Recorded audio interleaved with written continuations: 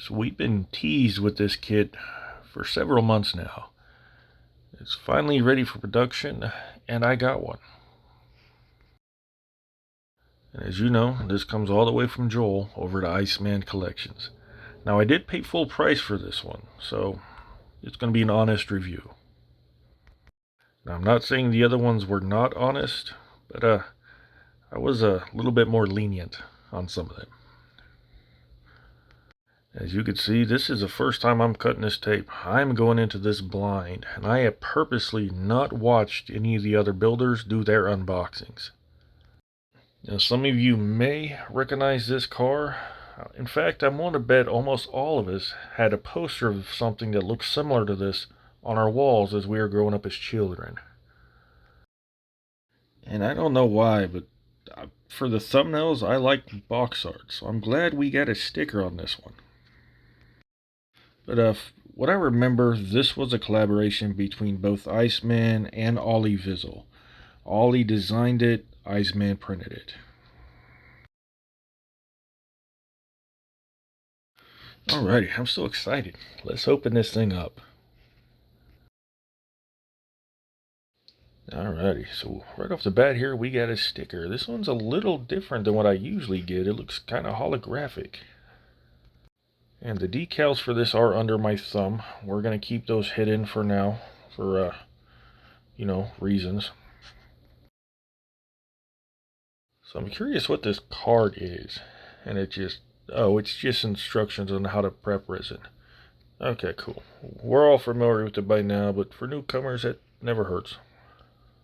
Although I would strongly advise not to have a newcomer purchase this as their first kit. These require some level of skill. Oh, and we also got a button. That's kind of cool.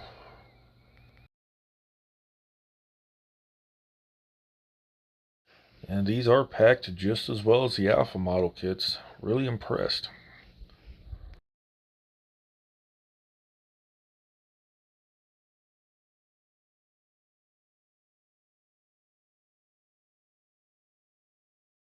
So I'm going to do this just like my typical unboxing. I'm going to go through, look at the body first, and just look at everything else. One bag at a time. I got to stop saying sprue. One bag at a time. And we get just a little bit of leftover supports. That's fine. They just fall off if you look at them. It's no big deal. The panel lines are nice and deep. There is some more kind of witness marks where the supports were on the outside of the body. A little bit of sanding will clean that right up. No big deal. And ooh, that mesh is actually printed open. And you kind of got a glimpse of my finger there behind it. Yeah, hard to tell here.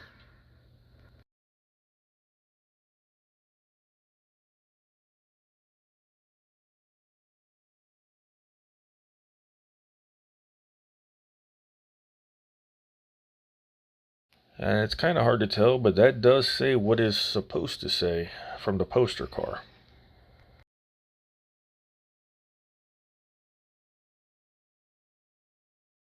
Now, funny thing about this car, it did have a sunroof that did not open, and it was not tinted.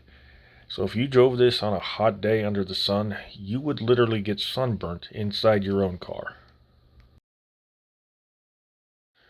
But yeah, that is exactly what I thought that would be, and I am super impressed, and I am super happy. Alright, next up we got the interior tub, and it is super accurate. There's also extra details that, well, we will never see, but it's nice that they are there. Oh, there's Oliver's logo right there. Now, we got some more supports here, but not a big deal. Not at all upset in the least bit with that. It just falls off. Now, the cockpit here is kind of cramped. The seats actually touch each other. That is the shifter on the left-hand column there. Funny thing about this car, there is no center console. So the passenger and the driver's feet are both in the pedal well. So if the driver's not going fast enough, the passenger could just reach over and step on that gas pedal.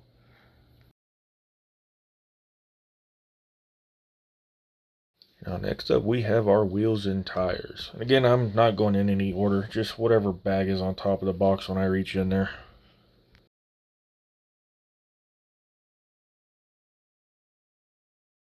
And these are staggered, just like on the poster car.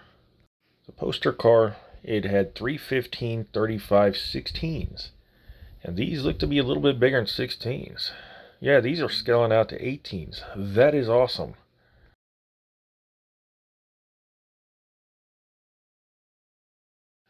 Kind of a tight fit.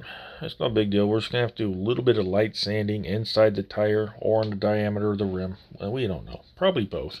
Plus, we got to paint them. So, yeah, we'll probably do sanding on both sides. And we have no branding on the sidewalls, just like I like. Thank you. The tread pattern looks kind of to be like a newer Nitto tire, or Nitto, however that's pronounced. It's nice and deep too, man. It was really catching my thumbnail.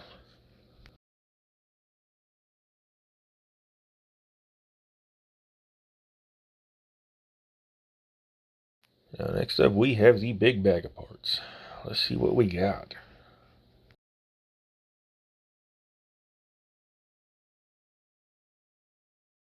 And yeah, I should probably be a bit more careful than just dumping this out on my workbench. And this looks like the rear cradle. And I think he may have printed this upside down. All the supports and witness marks are on the visible side. So I wish he would have printed that the other way, because this is a lot of cleanup work I have to do now. Alright, let's see what else we got here. And this is super accurate. You see how much centered that steering column is? You guys were literally in the middle of this car, seats touching. I mean, sometimes you couldn't even put a seat belt on. That little screen right there, that was pulled straight out of a fighter jet. And all the details, all the gauges, all the buttons, everything functioned. And it wasn't just for show. This car was really ahead of its time back in the day. And we got our door panels, super, super accurate. Got a big notch right there to line up with the tabs on the body. Good stuff. And these are the seats. And man, they were, I know I keep saying it, but they were crammed inside that little cockpit. It looks like we have the front, I would say, hub assembly. We got our control arms, the shocks, the calipers, and the brake all in one. Yay, because I love masking. Not entirely sure what this guy is. Maybe a headlight? I don't know. We'll find out. Now, this is just a flat panel, but it's kind of hard to tell. But there is like a mesh or a screen molded into that, or printed into that. And there's two of them. I don't know what those are. And we got two of these. These are the inserts for the rear wing. We're going to have one with the lip for a little bit more aero, and then a smoother one for the high-speed running car. I will probably do the smooth one. Yeah, that's the poster car I remember.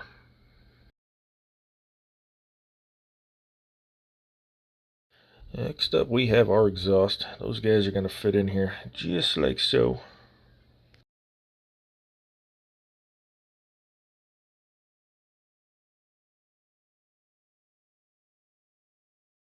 And again, the rear cradle, it's got a transaxle or something on it. So, I mean, I didn't see another bag. Are we going to have some semblance of an engine?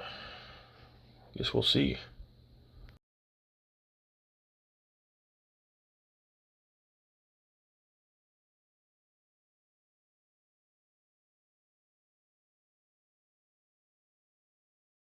Oh, and a radiator. How'd I completely overlook that thing? Yeah, let me zoom through this here real quick.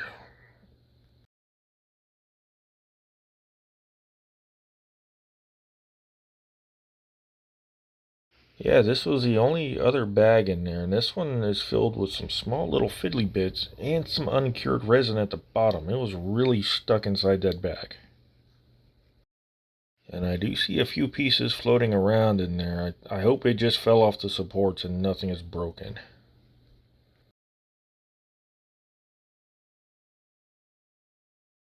hindsight being 2020, I should have just cut that bag open. I don't know what I'm doing.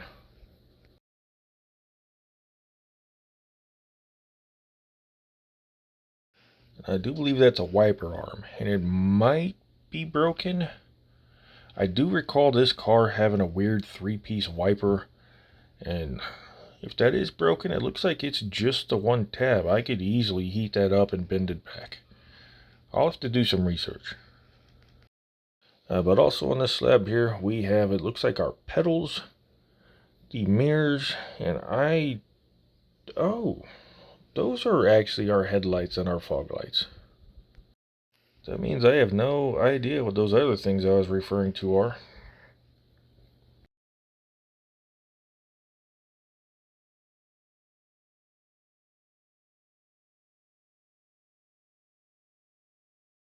So what I'm going to do is I'm going to put that guy in the bigger bag of parts, and then I'm going to put that wiper arm in that smaller one to keep it safe from getting knocked around with all the other parts. I got some of the supports that were stuck to that kind of uncured resin in there, so yeah, clean it out the best you can. Talking about keeping it safe, I just dropped this because I'm clumsy and stupid. Alrighty, so we got one last bag to go through here, and this is our clear parts. And I must say that I am super glad that Joel is doing vacuum forming for his clear parts now. I don't know if this is the first kit he's been selling that he does this for. If it is, well, I guess I'm just spoiled, being that this is my first actual kit from him. And he would almost have to, especially on these side windows here. They have a body line molded into them. That's right, that lower part on that door right there, that body line is part of the window. So as you could imagine, this car did not have windows that rolled down. It just had a sliding window like a race car, which is what I'm assuming those pieces on the back of that are. You know what, now that I think about it, those pieces with that mesh molded into it, those might actually be the headlight covers. Because this car had pop down headlight covers instead of pop up. I want to bet that's what those are. Anywho guys though, that is the kit. I have no idea when I'm going to get around to it. Just who knows. I have it though, and I'm happy.